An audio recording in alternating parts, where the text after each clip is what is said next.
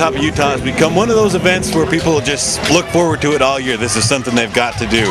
Kind of tell us your involvement with it, and maybe just a brief history of how it's got started.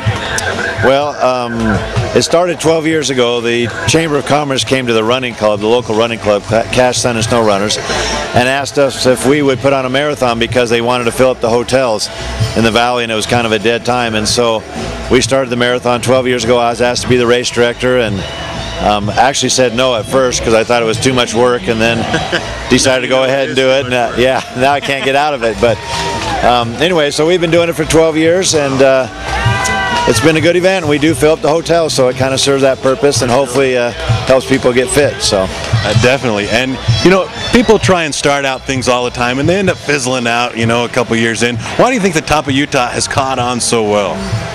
Well, I think the course is beautiful, and if you've been up the canyon today, the leaves are changing, and it's red, and it's beautiful. And so I think the course, we try to do a good job and be organized. I've got a great committee that works with me. There's about a dozen people, and they do an excellent job of helping out, and just try to give people a good product for their money. And it really is a team effort trying to get an event this size pulled off. Yeah, absolutely, it is. And what's nice, we've done it for 12 years. A lot of people have been doing it enough years that they know their role, and they just kind of fill their role now, and I can sit here for a minute and relax. Yeah, nice. And this just keeps getting bigger every year, where there's runners. I mean, we've heard Rob announcing as they've come in from all over the place.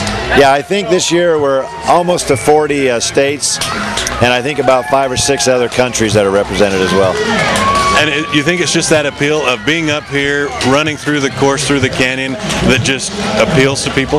Well, I do think it's the course. I think that's a big part of it. Hopefully, it's we get a lot of good reports on the internet and some good press in Runner's World, and even down in Brazil this year in a magazine. And and hopefully we do a good job and get some good PR that way too. And an event like this is, like you said, you're running around all day. You finally get a few minutes to kind of sit back, soak it all in. It's got to be great for you to see another successful year pulled off. Well, I think the best part of the marathon for me personally is when it's all over and it went well. Yeah, that's kind of nice. So it is fun. It's kind of an emotional thing for people actually to watch runners finish a marathon where it's them against 26 miles. It's quite an accomplishment. It really is. I've stood here watching some of the runners come in. You can just see on their faces, you know, it doesn't matter if they placed or not. They were running against themselves, like you said, against that 26 miles, and it really is a great accomplishment for them.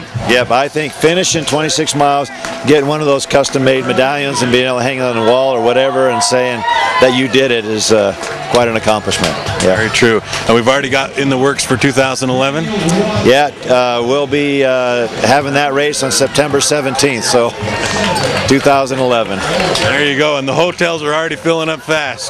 So if you want to come up, or you got family coming up, make sure they get their reservations now. Well, we know you're a busy guy. We appreciate you talking with us, and we'll see you next year. All right, thank you. Appreciate it.